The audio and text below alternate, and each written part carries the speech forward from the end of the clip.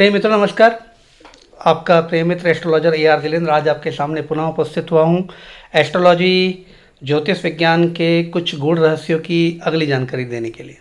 दोस्तों, जैसे कि मैंने आपको कल चंद्र मंगल की महालक्ष्मी राजयोग की स्थिति के बारे में बताया कि ये आपकी जन्म पत्रिका में कैसे निर्माण होता है, और यदि एज पर न्यूमरोलॉजी के आधार पर हम चिंतन करें तो ये आपकी पत्रिका में कैसे एक्टिवेट होता है। तो दोस्तों, कल का रहा टॉपिक न्यूमरोलॉजी के आधार पे और ज्योतिष के आधार पे चंद्र मंगल के महालक्ष्मी राजयोग के बारे में। आज हम नए टॉपिक की चर्चा करेंगे, एक राजयोग की चर्चा करेंगे जो राजयोग होता है गज केसरी राजयोग।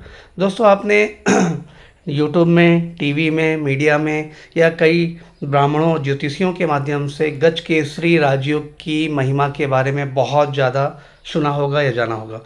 दोस्तों, आज हम चर्चा आपके सामने करेंगे कि ये गजकेसरी राजयोग होता क्या है और आपकी जन्म पत्रिका में ज्योतिष के आधार पर ये बनता कैसे है।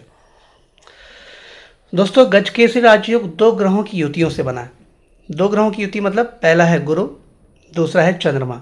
तो गुरु ग्रह की पोजीशन जब भी जन्म कुंडली के किसी भी भाव में चंद्रमा के साथ बन जाए या चंद्रमा की कोई भी युति किसी भी जन्म पत्रिका में किसी भी लग्न कुंडली में गुरु के साथ हो जाए तो दोनों ही स्थितियों में गज केसरी नामक राजयोग की स्थिति बन जाती है। परंतु दोस्तों, ये कारकत्व के आधार पे गज केसरी राजयोग ज्योतिष के आधार पे कुछ ही लग्नों की कुंडलियों में और कुछ ही राशियों की कुंडली में विशेष कारगर है, और इसके अतिरिक्त जो अन्य लग्न अन्य राशियाँ हैं उसमें उतना विशेष कारगर नहीं है। दोस्तों, जैसे कि ज्योतिष के आधार पर हम बात करें, काल पुरुष की जो पहली राशि होती है मेष राशि, यदि आपकी कुंडली में आपकी मेष राशि, आपकी मेष लग्न या आपकी कर्क राशि या आपकी कर्क लग्न या आपकी सिंह राशि या आपकी सिंह लग्न या फिर आपकी सिंह राशि सिंह लग्न, इसके पश्चात आपकी वृश्चिक राशि वृश्चिक लग्न या फिर धनु राशि धनु लग्न या फिर मीन राशि मीन लग्न, इन 5 से 6 स्थितियों में यदि आपकी कुंडली में कोई भी स्थिति एक नज़र आती है और आपकी जन्म पत्रिका में किसी भी भाव में जन्म कुंडली का, चाहे वो पहला भाव हो, चाहे दूसरा भाव हो, चाहे तीसरा भाव हो या 5वां 6वां 7वां, ऐसा क्रमशः 12वें भाव तक किसी भी भाव में गुरु और चंद्रमा की युति एक साथ दिखाई दे जाए तो ये जबरदस्त गज केसरी राजयोग का निर्माण होता है। और इस राजयोग के प्रभाव से आप आजीवन यश, कीर्ति और सम्मान के भागीदार बनते हैं। अगर आप किसी सरकारी सेवाओं का लाभ लेना चाहते हैं या आप उसके लिए प्रयासरत हैं और आपकी पत्रिका में ये गजकेसरी राजयोग पाया जाता है तो निसंदेह आप गजकेसरी राजयोग के प्रभाव से सर्वोच्च पद के अधिकारी बन जाते हैं। क्लास 1 ऑफिसर बनने का योग बना देता है।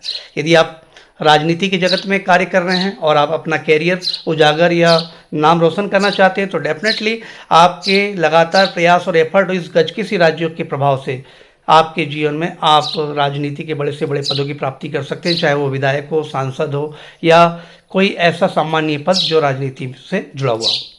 आप इवन किसी प्रोफेशन में या किसी कंसल्टेंसी में या किसी प्राइवेट सेक्टर में भी हों तो इस गजकेसरी राजयोग के प्रभाव से निसंदेह ही बहुत ऊंचाइयों को प्राप्त करेंगे, विशाल धन संपदा के मालिक बनते हैं।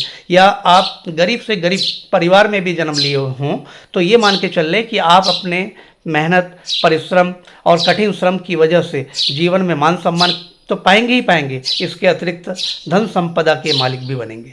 ये गजकेसरी राजयोग की बहुत बड़ी महिमा है दोस्तों। इसके बारे में यदि मैं आपसे चर्चा करना चाहूँ तो घंटों बीत जाएंगे, परंतु चर्चा खत्म नहीं होगी। परंतु समय के अभाव अनुसार मैं आज कुछ संक्षिप्त परिचय देने के लिए गुरु और चंद्र के गजकेसरी राजयोग के बारे में उपस्थित हुआ था, जो कि मैंने आपको दिया है। अगले टॉपिक में हम इसी गजकेसरी राजयोग को न्यूमरोलॉजी के आधार पर बताएंगे कि न्यूमरोलॉजी में ये कैसा प्रभाव आपके जीवन में देगा। अभी के लिए इतना ही। धन्यवाद दोस्तों, नमस्कार।